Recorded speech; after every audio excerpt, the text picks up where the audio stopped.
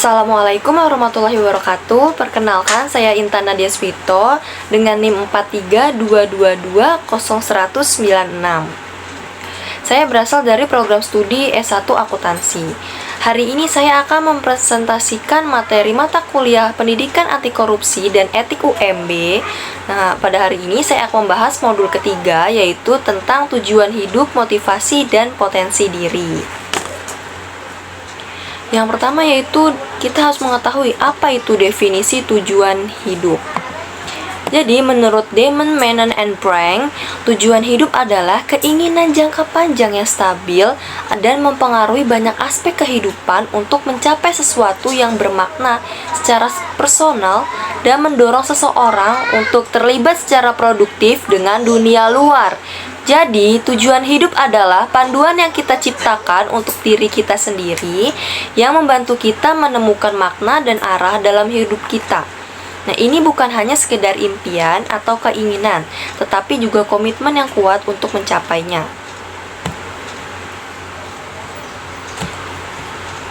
Slide selanjutnya yaitu, mengapa tujuan hidup penting?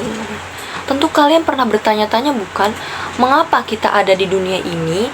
Dan bagaimana caranya agar kita bisa menjalani hidup yang bermakna. Nah, jadi tujuan hidup itu penting karena tujuan hidup memberikan yang pertama yaitu fokus. Apa itu fokus? Fokus adalah tujuan hidup yang memberikan fokus yang jelas pada apa yang ingin kita capai dalam hidup. Dengan tujuan yang sudah ditetapkan, kita tahu persis apa yang harus kita kejar dan berusaha untuk mencapainya. Fokus membantu dalam menghindari pemborosan waktu dan energi pada hal-hal yang tidak relevan atau tidak mendukung tujuan hidup seseorang. Yang kedua yaitu motivasi.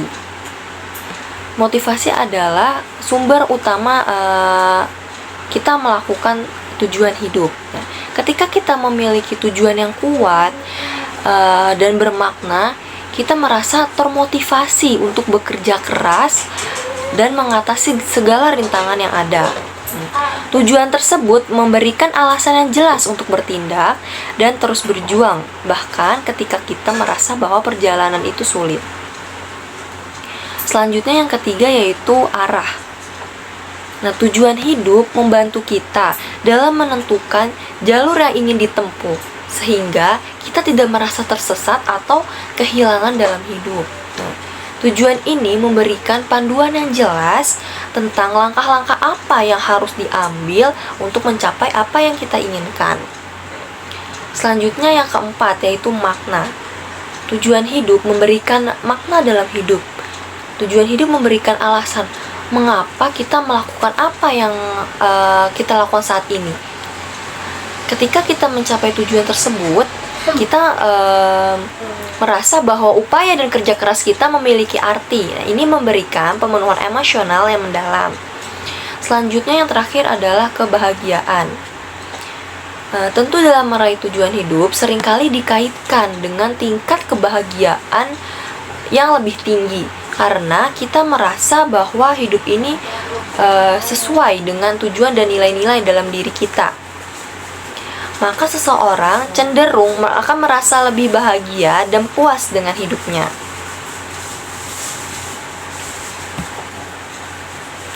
Selanjutnya yaitu, bagaimana sih cara menemukan tujuan hidup?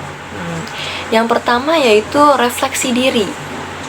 Langkah pertama adalah merenung tentang siapa sih kita ini, apa yang kita pedulikan, dan apa yang memberikan makna dalam hidup kita.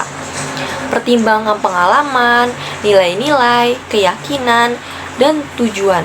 Refleksi diri ini membantu seseorang dalam memahami dasar-dasar apa yang penting baginya. Selanjutnya yang kedua yaitu mengidentifikasi kelebihan dan kekurangan. Nah, kita itu harus mengevaluasi kelebihan dan kekurangan diri kita. Apa yang kita kuasai dengan baik dan di mana kita mungkin perlu berkembang. Nah, kelebihan kita dapat memberikan petunjuk tentang bidang mana yang dapat mengejar tujuan hidup kita. Sementara kesadaran tentang kekurangan kita itu membantu dalam mengidentifikasi aspek yang perlu kita tingkatkan. Yang ketiga yaitu eksplorasi minat. Eksplorasi minat yaitu pertimbangkan minat dan hobi kita. Apa yang membuat kita bersemangat, kegiatan atau topik apa yang selalu kita nikmati. Nah, minat ini dapat memberikan petunjuk tentang bidang atau tujuan yang sesuai dengan keinginan kita. Yang keempat yaitu berpikir tentang pencapaian terbesar. Bayangkan pencapaian terbesar dalam karir kita. Mungkin kita memimpikan pencapaian terbesar yang terkait dengan memberikan kontribusi kepada masyarakat atau kepada manusia. Nah, misalnya Anda ingin membangun yayasan amal yang membantu anak-anak kurang beruntung. Nah, atau Anda ingin menjadi sukarelawan yang aktif dalam keselamatan lingkungan. Nah, tujuan ini tuh berfokus pada dampak positif yang dapat kita berikan kepada dunia. Selanjutnya kita harus mengevaluasi nih kelebihan dan kekurangan dalam diri kita, dimana mungkin kita tuh poin-poin yang perlu berkembang. Selanjutnya yaitu berdiskusi dengan orang lain. Nah, berdiskusi dengan orang lain sangat penting. Berbicaralah dengan teman, keluarga, atau bahkan dengan dosen tentang tujuan hidup kita. Nah, berdiskusi dengan orang lain ini dapat memberikan sudut pandang berbeda dan wawasan yang berharga. Nah, berdiskusi ini dapat membantu kita mengklarifikasi gagasan kita dan memberikan masukan yang berguna. Selanjutnya yang keenam yaitu tindakan dan eksperimen. Terkadang kita mungkin tidak tahu dengan pasti apa yang ingin kita lakukan dalam hidup kita. Dalam hal ini, tindakan dan eksperimen adalah suatu kunci. Cobalah berbagai pengalaman, pekerjaan, atau aktivitas untuk melihat apa yang benar-benar kita nikmati dan apa yang tidak sesuai dengan minat kita. Eksperimen ini membantu kita dalam memahami minat dan bakat kita secara mendalam. Selanjutnya yaitu membuat tujuan hidup yang SMART. Apa itu SMART? SMART yaitu specific, measurable, attainable, relevant, and time bound. Nah, yang pertama yaitu spesifik. Spesifik adalah tujuan, menetapkan tujuan hidup yang secara spesifik dan tidak ambigu. Tujuan yang spesifik itu menjawab pertanyaan apa yang ingin saya capai. Nah, misalnya saya ingin meningkatkan keterampilan komunikasi saya agar dapat menjadi manajer tim yang lebih efektif. Lalu yang kedua yaitu measurable.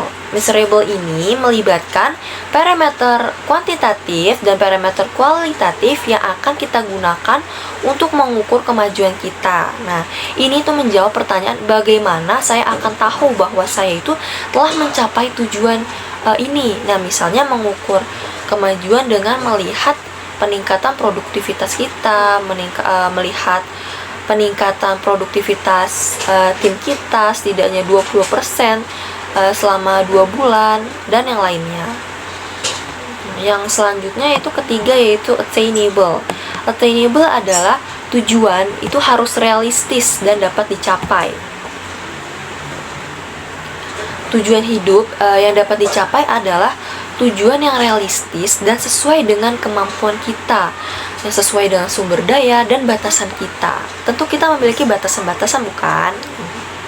Tujuan ini harus dapat dicapai meskipun mungkin menantang. Ini menjawab pertanyaan, apakah saya memiliki sumber daya dan keterampilan yang diperlukan untuk mencapai tujuan ini? Misalnya memiliki pengalaman kerja yang relevan dan sumber daya untuk mengikuti kursus pelatihan yang diperlukan. Yang keempat yaitu relevan. Relevan ini berhubungan langsung dengan visi dan arah hidup kita. Nah, penting untuk memastikan bahwa tujuan tersebut mendukung visi dan identitas kita. Ini menjawab pertanyaan, apakah tujuan ini mendukung nilai-nilai dan arah hidup saya? Misalnya jawabannya adalah tujuan ini tuh mendukung karir saya dan tujuan jangka panjang menjadi pemimpin di bidang saya, yaitu akuntansi misalnya. Lalu yang kelima, yang terakhir, yaitu terbatas waktu atau keterbatasan waktu, time bound.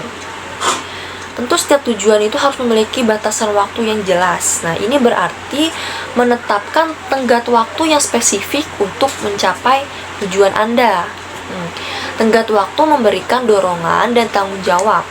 Ini menjawab pertanyaan, kapan saya akan mencapai tujuan ini? Nah, misalnya mencapai tujuan ini dalam waktu 2 tahun atau dalam waktu 2 bulan. Seperti itu. Lalu slide selanjutnya yaitu, apa itu motivasi? Motivasi adalah, menurut Mulyasa, motivasi adalah tenaga pendorong atau penarik yang menyebabkan adanya tingkah laku ke arah suatu tujuan tertentu. Jadi motivasi ini memiliki peran dalam pencapaian tujuan hidup. Apa sih peran-perannya? Nah, yang pertama yaitu memberikan energi dan dorongan bagi individu. Yang kedua, membantu mengatasi rintangan.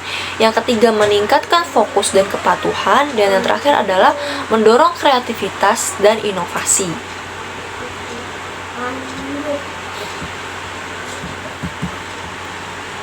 Lalu ya paragraf selanjutnya, slide selanjutnya yaitu tentang bentuk-bentuk motivasi. Nah, bentuk motivasi ini terbagi menjadi 2, yaitu motivasi ekstrinsik dan motivasi intrinsik. Motivasi ekstrinsik adalah motivasi yang muncul dari luar diri seseorang, kemudian selanjutnya mendorong orang tersebut untuk membangun dan menumbuhkan semangat motivasi pada diri orang tersebut.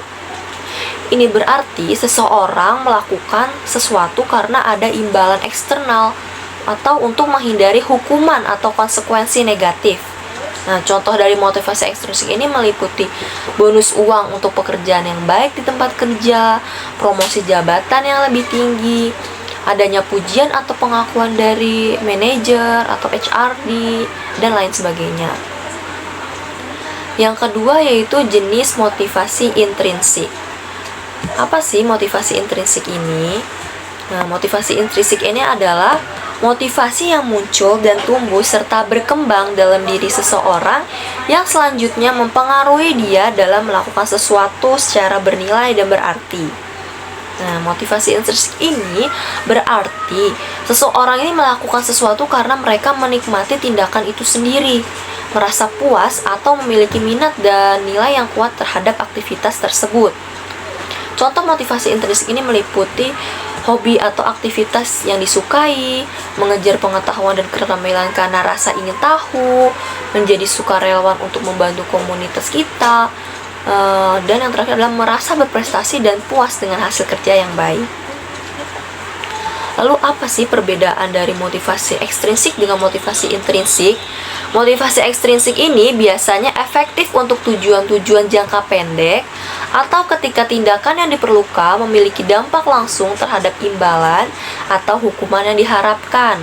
Nah, sementara motivasi intrinsik ini adalah motivasi yang seringkali itu lebih berkelanjutan atau berkesinambungan karena individu itu merasa pribadinya ini terhubung dengan tujuan dan aktivitas yang mereka lakukan. Mereka cenderung lebih tekun dan termotivasi untuk mencapai tujuan tersebut. Lalu kemudian bagaimana sih cara kita dalam mengembangkan potensi diri? Yang pertama yaitu kenali diri sendiri. Dalam mengembangkan potensi diri, kita harus mengenal diri sendiri dengan baik. Nah, ini melibatkan introspeksi mendalam untuk memahami nilai-nilai, minat, kekuatan, dan kelemahan dalam diri kita. Melibatkan introspeksi mendalam untuk memahami nilai-nilai, minat, kekuatan, dan kelemahan, serta pertimbangkan apa yang membuat kita unik dan apa yang kita harapkan untuk mencapai tujuan hidup kita. Selanjutnya yang kedua yaitu simpan daftar sukses. Nah, simpan catatan tentang pencapaian dan keberhasilan Anda. Ini adalah catatan positif yang memotivasi dan mengingatkan kita tentang kemampuan kita. Nah, menyimpan daftar sukses ini membantu seseorang dalam mengenali potensi diri kita dan memberikan kepercayaan diri. Selanjutnya, bekerja menuju goal setiap hari. Nah, kita ini dapat menyetel tujuan yang jelas dan mengerjakan goal-goal kita setiap hari, menyusun rencana tindakan, dan mengambil langkah konkret adalah cara untuk mengembangkan potensi diri. Tindakan secara konsisten ini membantu kita dalam meraih impian dan potensi kita. Selanjutnya yaitu kelilingi diri dengan orang-orang yang positif. Bergaul dengan orang-orang yang positif dan mendukung sangat penting untuk perkembangan diri kita. Nah, mereka ini dapat memberikan dorongan, memberikan inspirasi, memberikan dukungan emosional dalam perjalanan pengembangan diri kita. Nah, orang-orang ini dapat memotivasi kita agar terus maju ke depannya. Selanjutnya yang terakhir yaitu menerima kegagalan. Nah, kegagalan ini merupakan bagian alami dari perjalanan menuju pengembangan diri.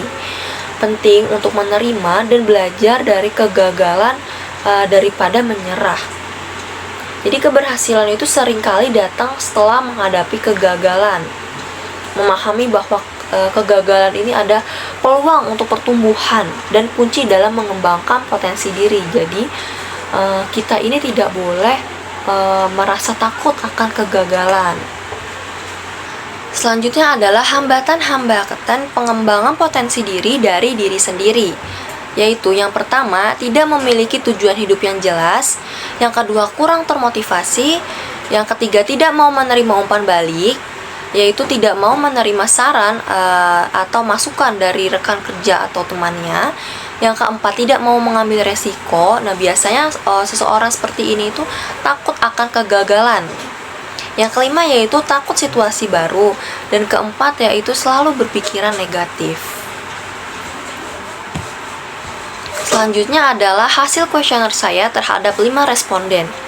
Yang pertama yaitu saya memberikan pernyataan tujuan hidup saya berubah seiring berjalannya waktu. Dan menurut survei, 20% responden merasa setuju akan pernyataan ini, sedangkan 80% responden lainnya merasa sangat setuju.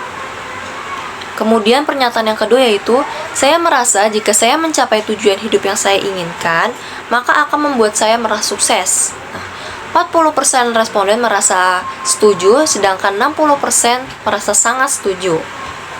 Selanjutnya yaitu pernyataan nomor 3, saya pernah mengalami kehilangan motivasi untuk mencapai tujuan hidup saya. Dan hasilnya adalah 100% dari responden merasa sangat setuju dengan pernyataan ini. Yang keempat yaitu saya merayakan pencapaian kecil seperti membeli makanan favorit atau me time sebagai cara saya untuk mempertahankan motivasi saya. Dan hasilnya yaitu sama seperti nomor 3, 100% responden merasa sangat setuju dengan pernyataan ini. Lalu pertanyaan yang terakhir yaitu, saya memiliki keterampilan atau bakat tertentu yang belum saya manfaatkan sepenuhnya. Hasilnya 60% responden merasa sangat setuju dan 40% lainnya merasa pernyataan ini adalah setuju.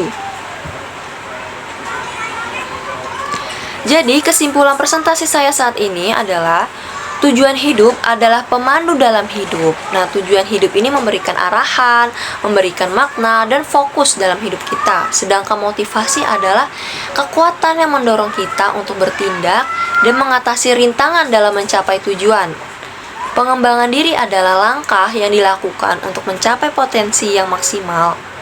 Jadi, ketika tujuan hidup, motivasi, dan pengembangan diri bekerja sama, maka kita memiliki alat untuk mencapai kesuksesan itu.